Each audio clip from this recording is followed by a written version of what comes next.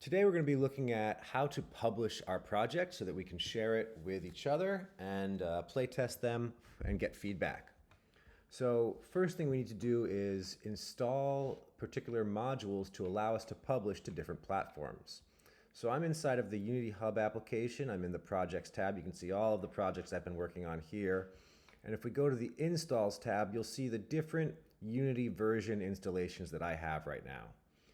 You probably have some of these that are similar, some of these that are not, some of these are older, you probably don't have. And so any of these installations, if you go over to the gear icon, you'll be able to see the Add Modules option. So we're going to go ahead and click that. And in the Add Modules, you're going to have different options for publishing modules that you can install along with this Unity version. You can see I've already got a number of things installed, the Android build support, iOS build support. This is so that I'm able to publish out with this Unity installation to Android phones and iPhones.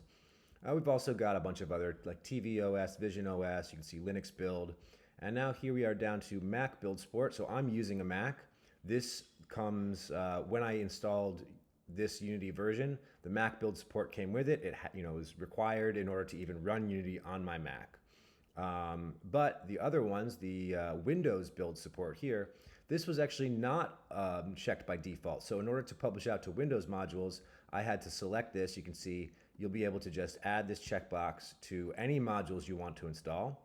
So if you're on a Windows build, you'll want to check that Mac build support. And if you're on a Mac, you'll need to check the Windows build support. You can go ahead and click that box, click the install button down here, and that will run the installer. Shouldn't take too long. And after that, you'll be able to go back to your projects here. You can see here's my ink project. This is the one I'm been working with lately. And I'll go ahead and I already have it open. It tells me that. So if you did install the module while your project was already open, you will need to restart your project in order to see those changes. So now here we are. I'm inside of the my Unity project. I've got the basic demo scene from our ink package open. No, I haven't made any changes at all. This is just the default scene that comes with that. So now in order to publish this out, I'm going to go to File, Build Settings.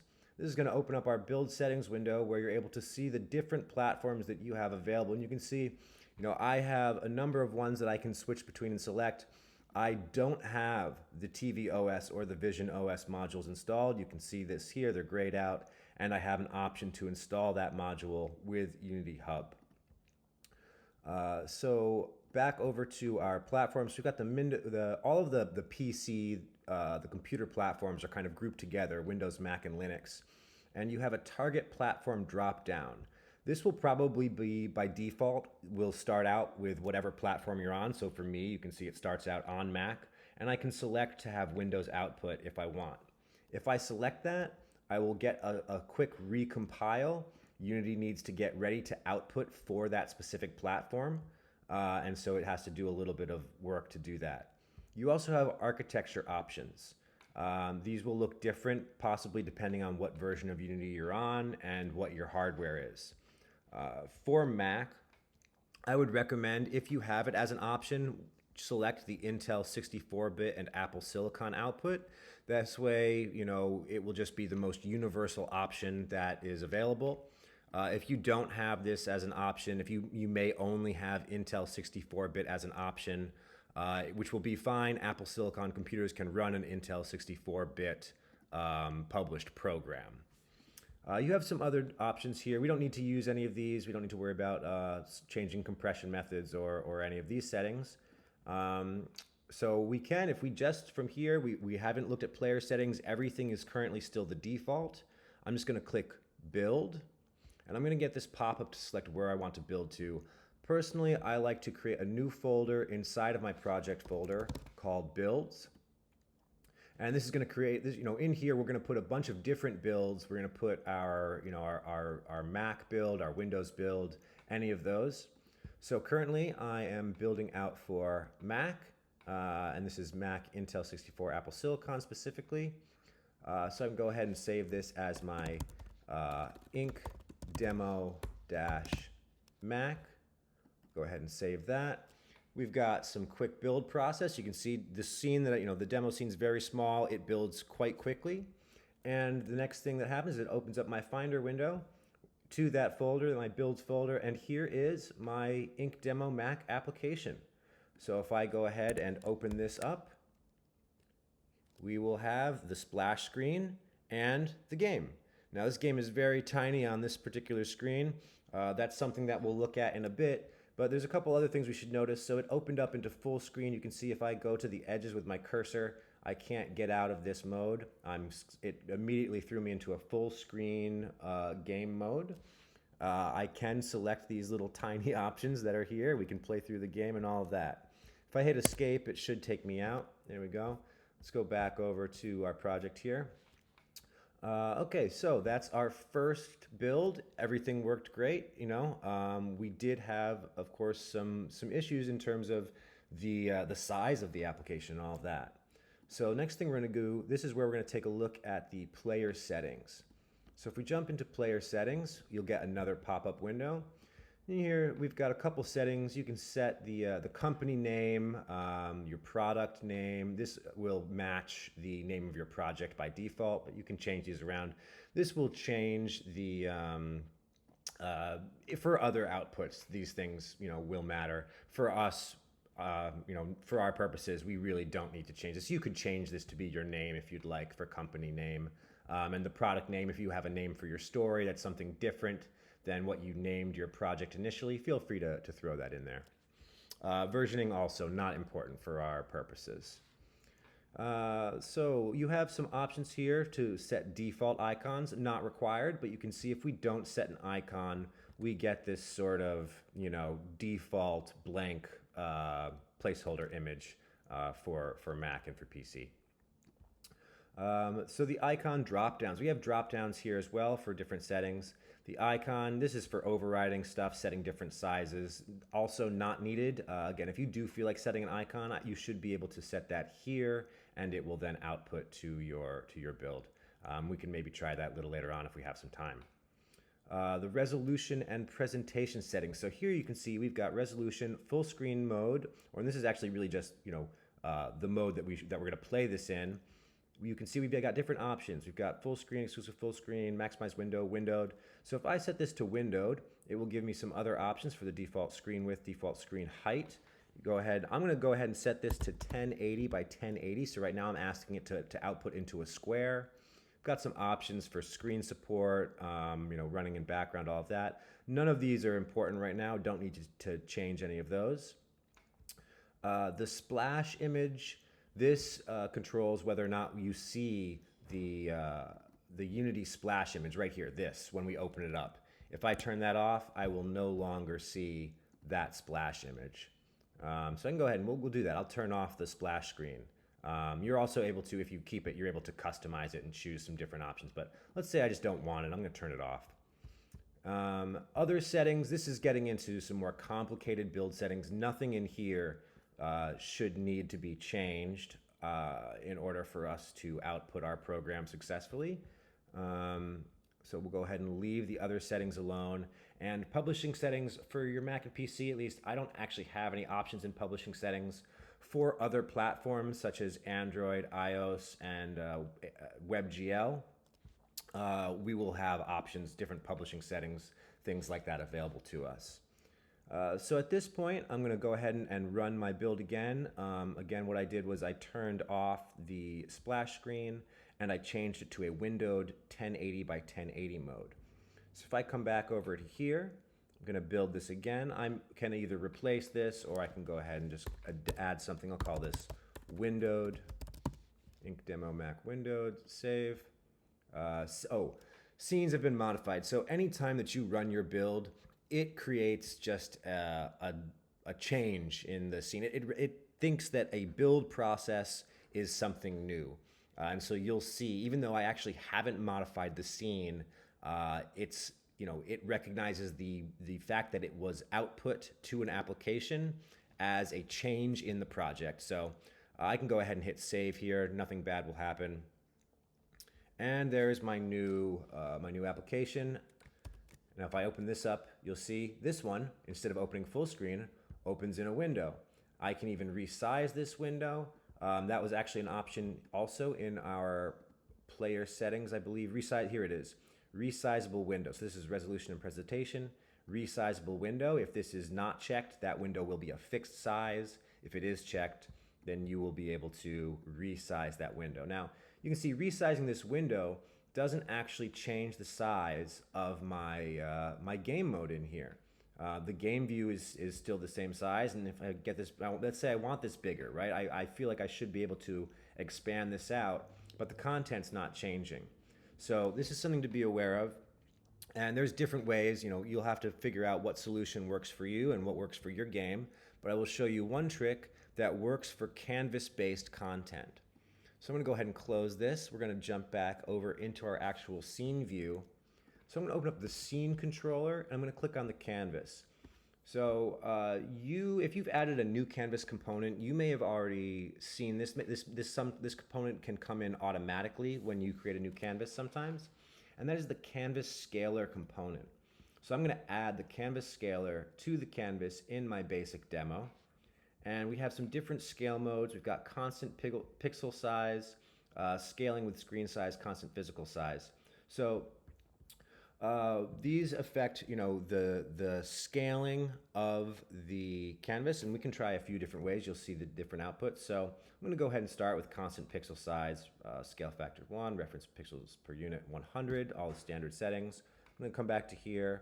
I'm going to build this out, and I will call this one constant pixel size. We'll say CPS, just so we have differences. Again, it thinks there's a change because I built it. And actually, in this case, I also did add this canvas scaler component. So we do want to save that change.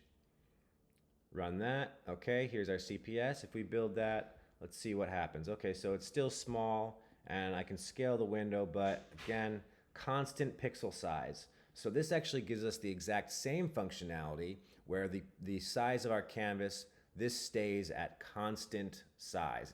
Resizing the window does not change anything. So if I go ahead and close this out, jump back here to our canvas scaler, let's look at scale with screen size. Now this is extremely useful. Gives you options for a reference resolution, and then the options to match the screen match mode, width or height, and a slider for whether we should match the width or whether we should match the height. And you can see in my screen view here, as I change this around, it is trying to change the rect transform on my canvas, and as a result, the sub-canvas items to scale with either to the width of the entire viewport or the height of the entire viewport. And giving this reference resolution kind of determines exactly how the canvas content fits into the larger content, right? So for our purposes, you can see as I scale this towards the height, it gets a little, it's pushing things down, it's shrinking them. And if I go to scale towards width, the text is actually getting bigger. And so our problem was that our content was so tiny. So I think actually what we're going to want to do, you can see I can also change this here, right? So that my reference resolution is the same as my output resolution, which I think was 1080. Let me take a quick peek here. 1080 by 1080, right? So I can go ahead just to make sure that these things look the same inside and outside.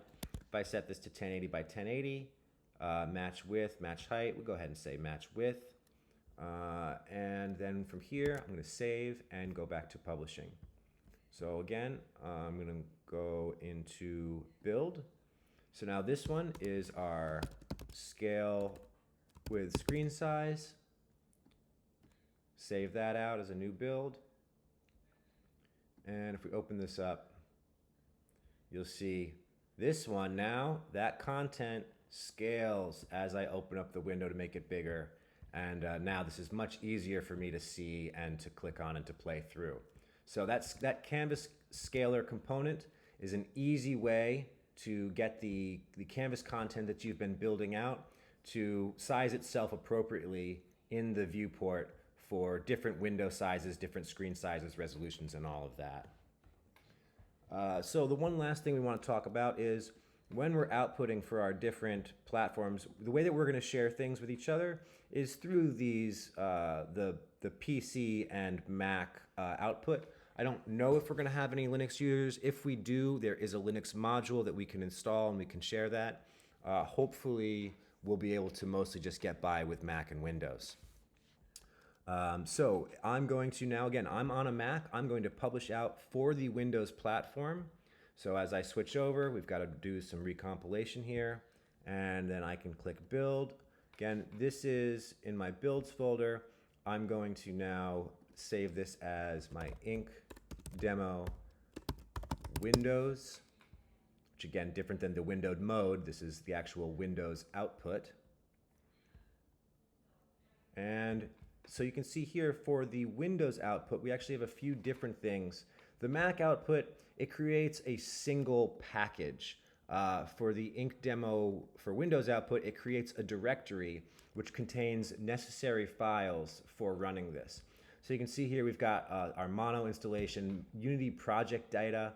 The data folder, this is very important. It contains, the assets, runtime assets specific to your directory. So here's the actual exe, and then this is the Unity Player DLL, the Unity Crash Handler. Everything in this folder, with potentially the exception of the Crash Handler, is necessary for other people to play your game. And so what we're going to do when we're sharing, you have that output folder that contains all these subfolders. You're just going to want to turn this into a zip, compress that so that we can upload the entire, the entire package to share with each other.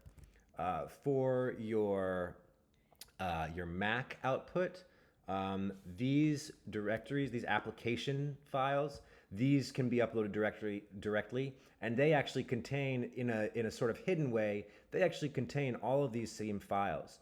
If we right-click on one of these items and we hit Show Package Contents, you can see that inside of the package, there is, in fact, all these similar folders, right? We have our mono bleeding edge folder, different frameworks, and there is inside this macOS, this is the actual executable, the Mac executable file, and additional resources and whatnot. So it's actually, Mac is doing the exact same thing of creating this directory. Let me go back here if I can. There we go. So it's creating the exact same thing. It's just hiding it inside of an already packaged kind of a deal, similar to our zip. So these are the folder, these are the actual files that we'll be sharing and uploading to Dropbox or Google Drive and sharing around, is the application for Mac and the zip file for Windows. And I think that should mostly cover it. The only other thing I'll mention is in your build settings, adding the scenes to your build is something that you may need to do if you're working with multiple scenes. In order for those scenes to get compiled, they do need to be added here in the build settings. And you can do that through opening the scene, add to open scenes. I believe you can also drag and drop scenes into the build settings window. I think that pretty much covers it. Thanks for watching, and I'm looking forward to playing your projects.